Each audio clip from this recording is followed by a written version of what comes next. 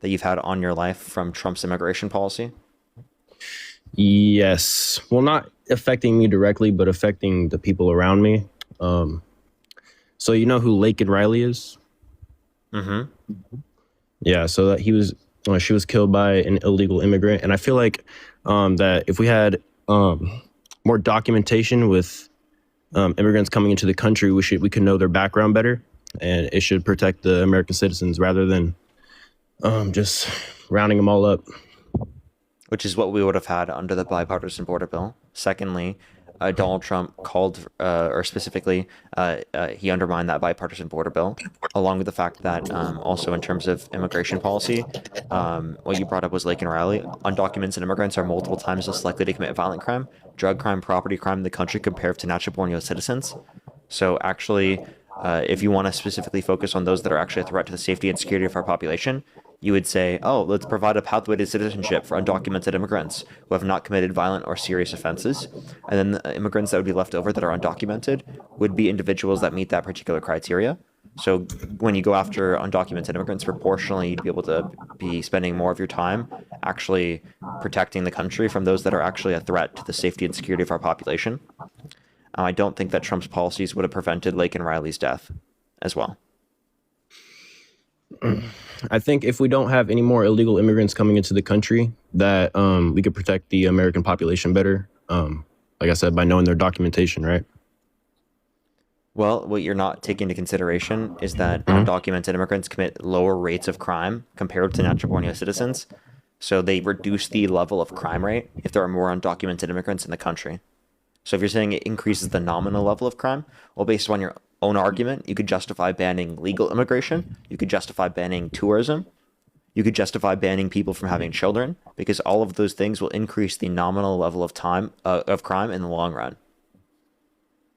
Just nominal means overall amount of crimes that happens because the population would increase. But another thing I do agree with is I think that there should be a better pathway for citizenship for immigrants. That's something I do agree with right there. That's something that Republicans have undermined. I would say MAGA. I'm not MAGA. I'm Republican. There's a distinct difference, I feel like. But I think that there should be a better pathway for immigrants to come into the country. Okay. And Trump has undermined that. So what immigration policy of Trump's gets you to start supporting him? I don't know, bro. Okay, so then overall, what policy is the reason why you support Trump? I just, from going on news, right? Not just Fox or CNN or anything, right? I'd be going on like different news sources that are unbiased. And what I see from the Democrats is a lot of fraud, like in Minnesota, if you see that, right? And then I feel like on the Republican side, of course, there's going to be fraud on both sides, right? I feel like that on both sides, there's going to be some sort of fraud. Do you have any evidence that Republican states have less fraud? No. Okay, so you can't just say because there's fraud in Minnesota, because I can give you evidence that indicates that Florida has proportionally almost or actually more than twice the level of fraud comparative to Minnesota. Well, Minnesota has been proven by the bro. If you've seen what's that dude's name? The dude that went into Minnesota and was Nick like Shirley. recording. Nick Shirley. Okay. How? Because he didn't actually expose any fraud. This was stuff that was already investigated. The thing that he said he was committing fraud, the quote unquote Leering Center, the Quality Leering Center, which is the learning center, of course, that was not actually fraud at all. That was the infractions they had were for like how they were conducting it, not for fraud. So that's what, and also there were kids that went in there before and after, and media came and provided evidence of that because they literally showed the video recordings of people going in. Okay. Before and after. I'm gonna get going. Thank you for talking with me and educating me. I appreciate that. Everybody, sure. God bless. For sure. All right. Did you find your source? All right. So from a polling that has been verified, it doesn't say the specific name of the poll here because it's like a newspaper. I fucking knew it would be this guy. I know who that is. Yeah. Yeah, he shared that 33% of the Muslim population in the U.S. would support Islam being made the national religion, and 39% of them would support the implementation of Sharia law. So one, that's not a majority.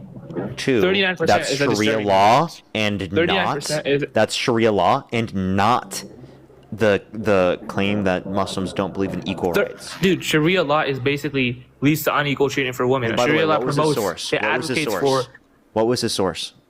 So I haven't seen a specific source because it's a news article. This is a news So article. this random conservative Republican said He's this a in US Congress. representative. He's a Therefore, US it's representative. true. Therefore, it's true. Actually, No, because I've okay? seen multiple reports. I've seen multiple polls like everywhere on it. So I can assume that most most Muslims would want Sharia law implemented, or at least if not most, at least like wanting over 30%. Sharia law. By the way, you said less than 50%. Yes, wanting Sharia law is implemented. wanting Wait, by the Sharia way, law by the way, is by the an way, you said infringement. less than 50% wanted Sharia law implemented. 39%. Secondly, That's disturbing. 39% is disturbing. secondly, Sharia law is interpreted differently depending on the person you're referencing.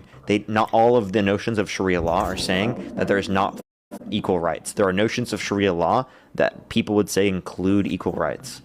So, would you But like to provide me lead to any discrimination actual for poll? I gave you time to look this up. You couldn't Sharia find law it. does lead to discrimination So- for women, and the sources I found were for the Yeah, like that's how worldwide. They weren't that's how it would be specifically. that's how it's typically enforced. The same way that the laws enforced based upon Christianity have also led to oppression of women. No, we haven't had in the U.S. There's no like law that Really, the discriminates against overturning of women. Roe versus Wade. Yeah, because abortion is murder. Like I do not support a woman's right to kill a baby. No, Okay, but that's not murder. That's literally just a right to that have is control that over is your murder. body. No, that is murder. That is murder. It's not murder. It's the unjustified ending of a human life, which is murder. What? Wait. Repeat that one more time. It's the unjustified killing of a human being, which is murder. It's not unjustified, and it's not a human being. First of all, it is unjustified because no one gives you the right to end a human life, especially your own that you created. Second of all, do you think it's murder to human pull the being. plug on an individual in your family that is brain dead? Could you repeat that question one more time? Yeah. Do you think it's murder to pull the plug on an individual in your family that is brain dead? I think that it is not murder because removing life support That's human isn't. cellular life, sir. Because So listen, you don't think it's murder removing to life end support isn't You murder. don't think it's murder to end human cellular life? No, because a brain dead patient is already legally and biologically dead, and life support doesn't keep them alive. Wait, but they still have cellular life. So if you think that they're medically considered dead at that point, well, that's because you consider medical death at the point of sentient death, not at the point of cellular No, death. 'cause the thing is that so life if you support- consider medical death at the point of sentient death, why don't you consider medical life at the point of sentient life? No, again, life support doesn't keep a person like alive technically. It just maintains their bodily functions artificially. Yeah, that keeps them alive, genius. removing the ventilator doesn't end the life. The person's already It does gone. end the cellular life, genius. Okay, yeah, but the baby's completely different in that it's like it's literally prospering. It is able to become. It is already a human being and is able to become get out of the womb in a couple of months, if not killed. If it's not killed. So it is very different from brain dead patients, and that's not an accurate comparison at all. Okay, so how is that responding to what I just said? Because you've compared brain dead patients to babies in the womb, and that's not. So you're saying, oh, in the future it has this chance of getting there. What I'm saying is that No, it is a human already. Please It is shut a up and human listen. already. Please shut up and listen. Okay. So sentient death is the point in which you consider they're medically dead. So then medical life would be the point in which sentience begins. Correct? No, because I'm not saying it's not that. It's just they're legally Dude, imbalanced. Jesus Yeah, Christ. their organs are not gonna work without the ventilator. Like they're almost like dead. It's just pumping the blood artificially, right? Yeah, yes, sir. My dad almost died. He was sentient, and he literally relied on the medical services to stay alive. There are plenty of individuals that are on life support that are sentient that we don't think it's justified to pull the plug, and we do think it's murder if you were to pull the plug. Okay, so let me just clarify. You obviously are going to view it based upon sentient death is the basis for saying that they're medically dead. So if medical death happens in terms of sentient death, so then medical they're life legally would be dead. No, defined brain by dead medical. patient. By, so We're medical not life talking would be about defined a by patient. sentient We're life. talking Do you about a brain agree? dead patient. You're talking about a brain dead patient. A brain dead patient is legally dead.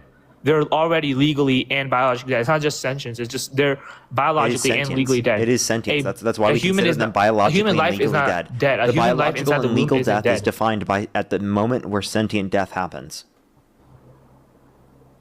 No, but they're also biologically dead, which babies in the womb are not biologically dead. Okay, So that's that's they're a false they're equivalence. not cellularly speaking alive. A baby in the womb. Or sorry, not cellular. They're not sentient alive. So Why does you sentience have to matter? Why does understand that my matter? criticism here. My criticism here is saying if you consider biological death at the point of sentient death, well, then you consider biological life the beginning of sentient life. Do you agree?